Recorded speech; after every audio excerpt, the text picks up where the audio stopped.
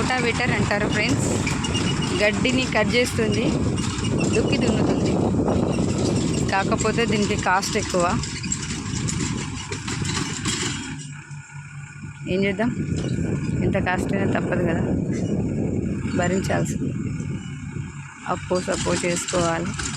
ఈ తోటలు పట్టినప్పుడు ఇప్పుడు తెచ్చి అప్పులు తేవాలి, పెట్టుబడి పెట్టాలి. పెట్టుబడి పెట్టి తర్వాత భగవంతుడా నీవే దిక్కు మాకు అని మొక్కుకోవాలి. మా రైతుల కష్టాలు ఇలాంటివి.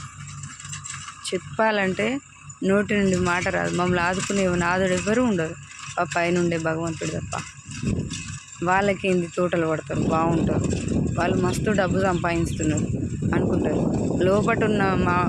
లోపట మేడి పండు పురుగులు ఉంటాయి, మీదికి ఎంత మేలిన బంగారంలాగా ఉంటుంది.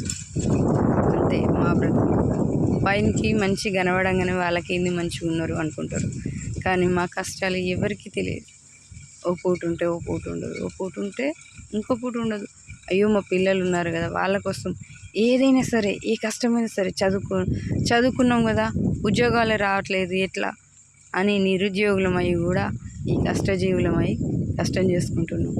మా లాంటి కష్టం ఓ 100 ఏళ్ళ ముందు చదువు సంధ్య లేని మా తాత ముత్తాతలు కూడా చేసేళ్ళు.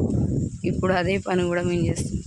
చదువుకునే లాభం కాకపోతే కొంచెం జ్ఞానంగా ఉన్నాం.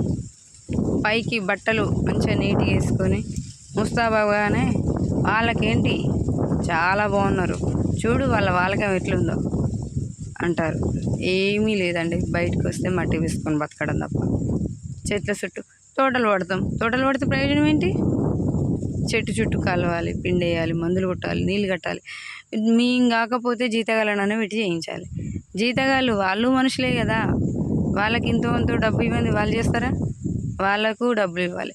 అటు వాళ్ళకు పెట్టుబడి పెట్టి, ఇటు తోటకు పెట్టుబడి పెట్టి, మందులకు పెట్టుబడి పెట్టి, ఈ నాగళ్ళు దున్ని, ట్రాక్టర్లు ఇవి అవి ఎన్నో ఉంటాయి. ఇవన్నీ తీసేయంగా, పెట్టుబడులన్నీ తీసేయంగా, ఈ తోట ఓనర్కి డబ్బులు తీసేయంగా వచ్చిందే బంగారం.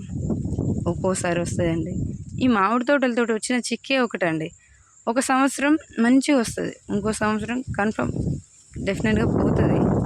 ఎందుకంటే ఒక సంవత్సరం ఎప్పుడు కూడా మనం అట్లెందుకు పోగొట్టుకుంటాం అన్న ఆశ ఎంబడి చేస్తూ ఉంటాం. కానీ వచ్చిందనుకో వరద వస్తుందండి, పోయిందనుకో బురద అంటే ఆ బురద అంటినోడు మళ్ళీ కడుక్కున్న పోదు అది 10 ఏళ్ళ దాకా.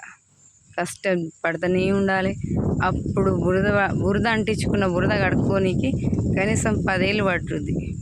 అప్పులు సప్పులు వడ్డీలు. జై జవాన్ జై కిసాన్.